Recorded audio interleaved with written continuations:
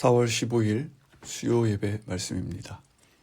오늘은 골로새서 3장 12절로 14절의 말씀으로 오래 참음으로 옷 입고 라는 제목으로 함께 말씀 나누겠습니다. 말씀 우리 함께 기도드리겠습니다. 이 시간 주님의 말씀 앞에 우리의 마음을 엽니다. 세상의 크고 작은 소리들에 치여서 복잡하고 또 피곤해진 우리의 심령에 오늘 들려주시는 이 말씀이 밝히 보여주시는 길이 되기를 원합니다. 우리의 닫힌 길을 열어주시고 굳은 마음은 만져주사 남은 한 주를 흔들림 없이 걸어갈 수 있도록 인도하여 주시옵소서. 예수님의 이름으로 감사하며 기도드립니다. 아멘. 할렐루야. 예배 자리로 나오신 우리 사랑하는 성도님들 주님의 이름으로 환영하고 축복합니다. 우리가 세상을 살 때 옷이라는 것은 참 중요합니다. 옷이 날개다라는 말도 있죠. 내가 어떤 옷을 입느냐에 따라 마음가짐도 달라지고 다른 사람을 대하는 태도도 달라지는 것을 보게 됩니다. 집에서 편안하게 오래된 그런 늘어진 잠옷을 입고 있을 때와 아주 중요한 모임에 가려고 깔끔하게 정장을 차려입었을 때를 한번 비교해 보시죠. 정장을 입으면 나도 모르게 행동이 조심스러워지고 말투도 또 정중하게 바뀌는 것을 보게 됩니다. 사도 바울은 오늘 본문에서 이 옷을 비유를 들어서 우리 성도들이 세상에서 어떤 모습으로 살아야 하는지를 아주 쉽게 알려줍니다. 우리가 운동할 때를 한번 생각해 볼까요?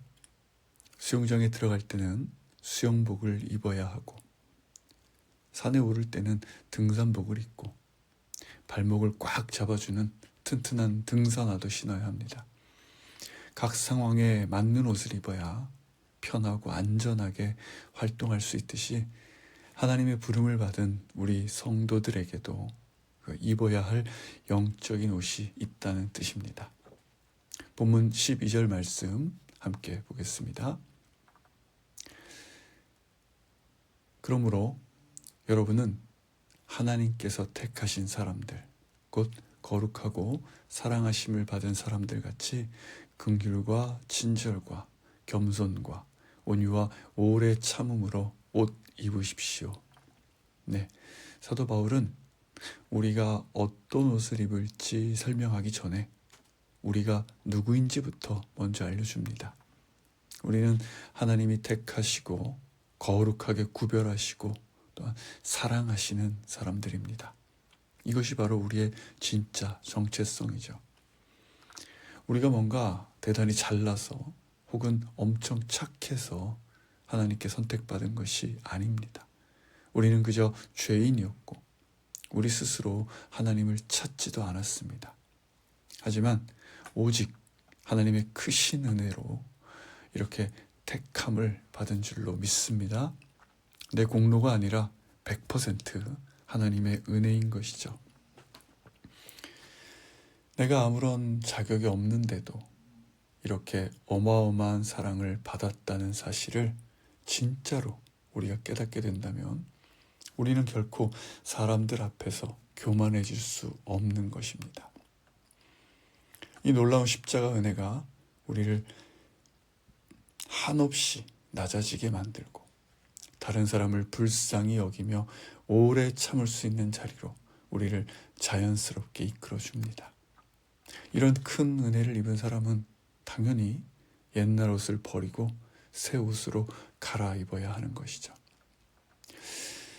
흙먼지 날리는 건축 현장에서 하루 종일 열심히 땀 흘려 일하고 이제 집에 돌아와서 식사를 하는데 그 먼지투성이 작업복을 그대로 입고 식탁에 앉는 분은 없으시겠죠. 먼저 깨끗하게 씻고 또 새 옷으로 갈아입을 것입니다. 예수님을 믿고 구원받은 우리도 똑같습니다.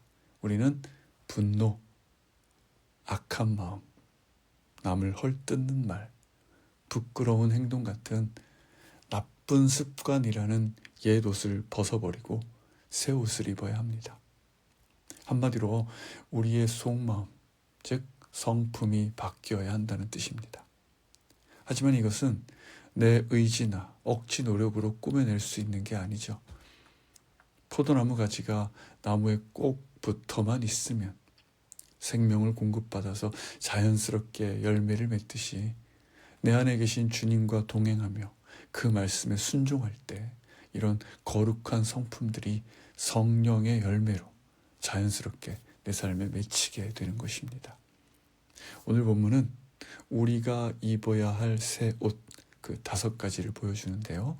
바로 긍휼, 친절, 겸손, 온유, 그리고 오래 참음입니다. 오늘은 이 중에서 오래 참음에 대해 나누어 보도록 하겠습니다. 우리는 낡은 옛 옷을 벗고 새 옷으로 갈아입은 사람들입니다. 그런데 이렇게 새 옷을 입고 교회에 왔다고 해서 모든 게 하루아침에 완벽해지는 것은 아닙니다. 교회는 대단한 의인들이 모인 곳이 아니라 아프고 상처받은 죄인들이 모여서 서로 치료받는 병원과도 같습니다. 우리 안에는 아직도 옛날 성질과 습관 같은 것들이 남아있어서 성도들 사이에서도 불만이 싹트고 다툼이 생기기도 하는 것이죠. 이럴 때 사도 바울은 13절에서 이렇게 권면합니다. 13절입니다. 누가 누구에게 불평거리가 있더라도 서로 용납하고 서로 용서해 주십시오. 주께서 여러분을 용서하신 것 같이 여러분도 그렇게 하십시오. 아멘. 바울은 우리에게 2가지를 부탁합니다. 바로 용납과 용서입니다. 용납은 내 기준에 맞지 않는 사람, 마음에 들지 않는 사람을 묵묵히 견뎌주는 것입니다. 상대방이 나에게 상처를 줄 때 똑같이 되갚아주는 것이 아니라 넉넉한 마음으로 품어주는 것이죠. 상대방의 그 모자란 부분을 있는 그대로 안아주는 것입니다. 그리고 거기서 한 걸음 더 나아가 서로를 용서하라고 합니다.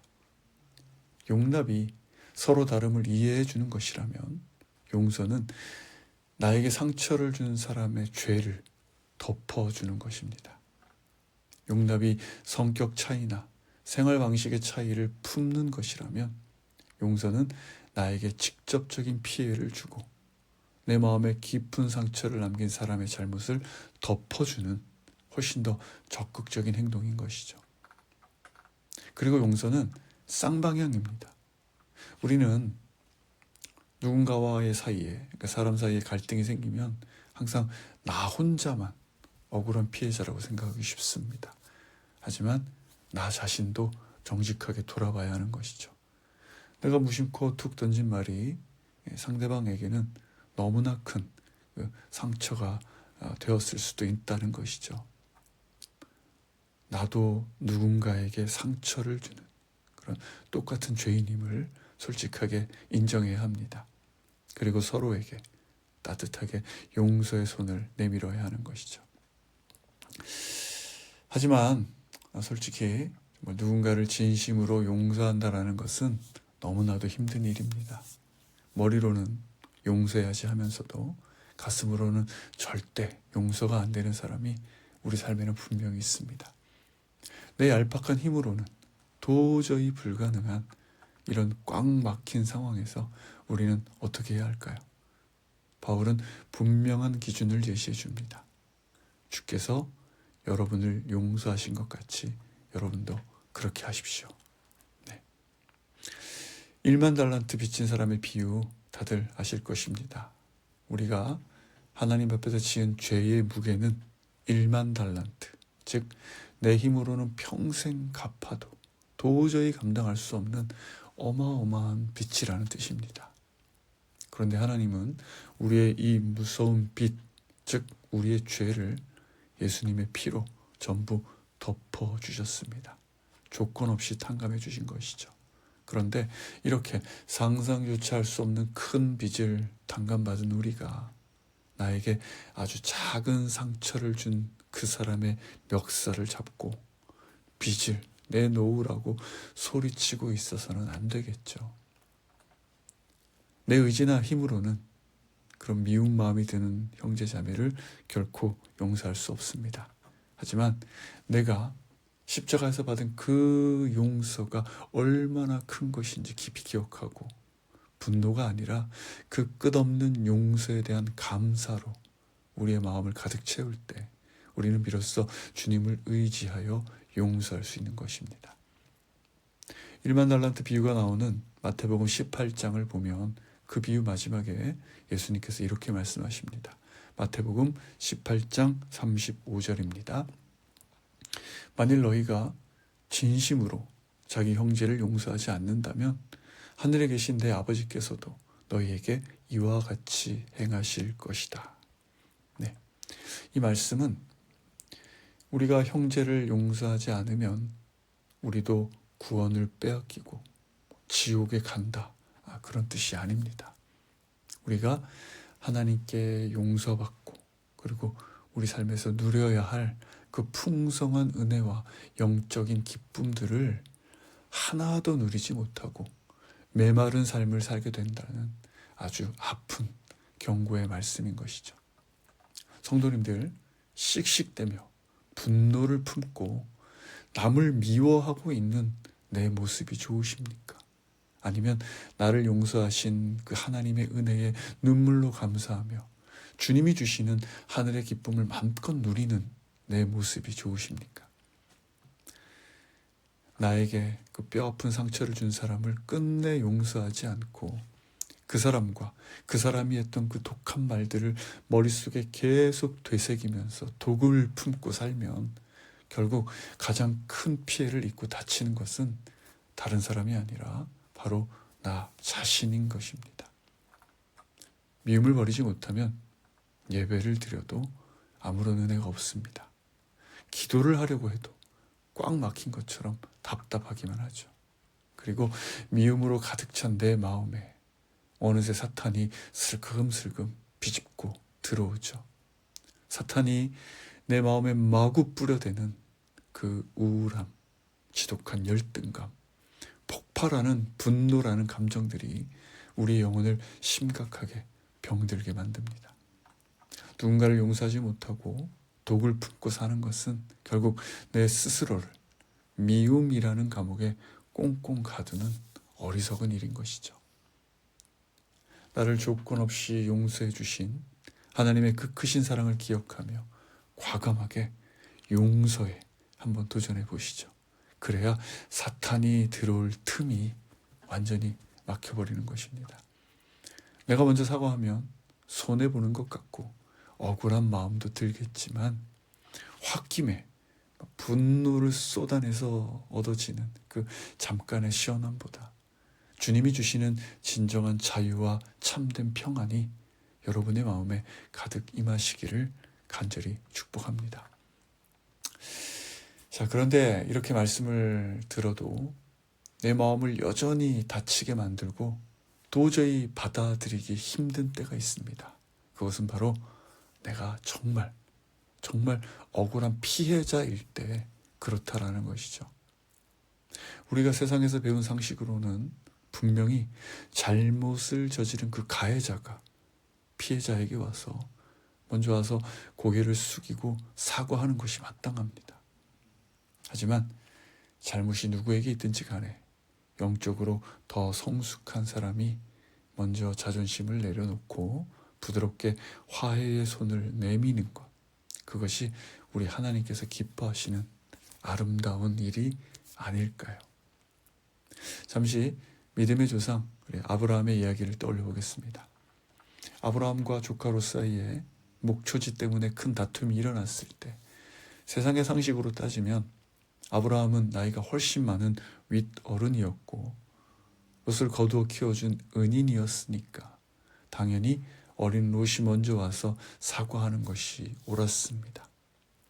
하지만 아브라함은 어른으로서의 자기 체면을 과감히 내려놓고 자기가 먼저 조카 롯을 찾아가서 화해를 청했습니다. 심지어 눈앞에 보이는 가장 좋은 땅마저도 조카에게 흔쾌히 양보했습니다. 철저하게 하나님께서 기뻐하실 일만 생각한 것이죠. 자, 그런데 여기서 또 하나의 현실적인 고민이 생깁니다. 내가 십자가를 생각하며 큰맘 먹고 먼저 다가가서 손을 내밀었는데 상대방의 반응이 미지근하거나 또는 적반하장으로 무례하게 나올 수도 있다는 겁니다. 그럴 때 우리는 보통 어떻게 합니까? 아이고, 내가 미쳤지. 내가 다시는 너 같은 인간하고 상종을 하나 봐라 하면서 예전보다 훨씬 더 큰 그런 분노와 또 앙심을 품고 씩씩대며 돌아오기도 하죠. 하지만 여러분, 나를 밀어내는 그 상대방의 차가운 반응은 내가 어떻게 통제하거나 바꿀 수 있는 영역이 아닙니다. 내가 넓은 마음으로 손을 내밀면 저 사람도 감동해서 자기 잘못을 깨닫고 펑펑 울면서 사과하겠지라는 생각은 어찌 보면 너무 순진하거나 아니면 내 교만일 수도 있습니다. 예수님의 그 십자가 사랑을 의지해서 그저 내가 먼저 화해의 손을 내미는 것, 딱 거기까지가 내가 해야 할 온전한 순종인 것입니다. 내 역할과 책임은 거기까지인 것이죠. 굳어있는 그 상대방의 완악한 마음을 깨트리고 변화시키는 일은 내가 아니라 하나님이 직접 하실 일입니다. 그러니 내가 손을 내밀었을 때 상대방이 변하지 않는다고 해서 억울해 하시거나 분을 품지 마십시오. 말씀에 순종하려고 손을 내밀었던 그 귀한 순간에 다시 화를 내게 된다면 우리는 다시 사탄에게 내 마음을 내어주는 그런 틈을 주고 마는 것입니다. 하나님께서 언젠가 그 사람의 교만을 깨뜨리실 날을 묵묵히 기대하며 기도하고 기다려주는 것, 바로 그것이 오래 참음입니다. 마지막으로 우리가 용서라는 단어를 가장 먼저 또 시급하게 적용해야 할 중요한 대상이 한 명 있습니다. 그것은 다른 누구도 아닌 바로 자기 자신입니다. 수많은 믿는 분들이 과거에 자신이 지은 부끄러운 죄나 또 뼈아픈 실패에 얽매여서 스스로를 가혹하게 학대합니다. 다 나 때문이야. 내가 그때 그렇게 해서 일이 이렇게 망쳐진 거야. 나 때문에 하면서 매일 가슴을 칩니다. 그러나 여러분, 진심으로 회개하셨다면 하나님께서는 이미 여러분의 그 죄를 다 용서하셨습니다. 온 우주의 재판장이신 하나님께서 내 죄를 용서하시고 너는 내 사랑하는 자녀다라고 꼭 안아주시는데 왜 피조물인 우리가 그 말씀을 거부하고 자꾸 스스로를 정죄의 감옥에 가두고 계십니까? 그것은 절대 겸손이 아닙니다. 하나님께서 용서하시고 또 사랑하시는 자신을 따뜻하게 토닥여주며 스스로를 용서하시기 바랍니다. 그리고 나 자신을 용서했다면 그 다음으로 용서해야 할 사람들은 가장 가까운 사람들입니다. 바로 남편, 아내, 자녀, 부모님, 그리고 내 형제들이죠. 우리가 이 험한 세상을 살면서 내 마음에 가장 깊은 상처를 주는 사람들은 대부분 스쳐가는 모르는 사람들이 아닙니다.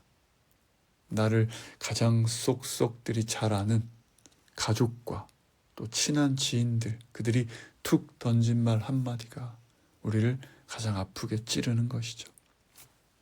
도대체 왜 그럴까요? 왜 내가 제일 사랑하는 가족이 나에게 그토록 날카롭게 상처를 주는 행동을 하는 것일까요? 그들의 마음속을 나를 사랑하시는 주님이 주시는 그 마음으로, 사랑의 마음으로 가만히 들여다보면 그 마음속에는 아직 낫지 않고 또 골마있는 과거의 아픈 상처가 숨어 있습니다. 제발 나 좀 따뜻하게 사랑해 달라는 그 애타는 목마름이 숨어 있을 것입니다. 밖에서는 꾹 참았던 그런 아픔과 외로운 마음들이 가장 만만하고 또 편한 가족에게 가시돋친 말로 쏟아져 나오는 것이죠. 가족들의 지친 어깨를 가만히 바라봐 주시고 그 거친 말 속에 숨겨진 상처를 이해하려고 한 번만 더 노력해 주십시오. 나에게 쏘아붙이는 그 듣기 싫은 잔소리 속에 숨어있는 사랑받고 싶은 그 외로운 마음을 부드럽게 여러분 읽어주십시오. 그리고 그들을 불쌍히 여기며 용서해 주시기를 부탁드립니다.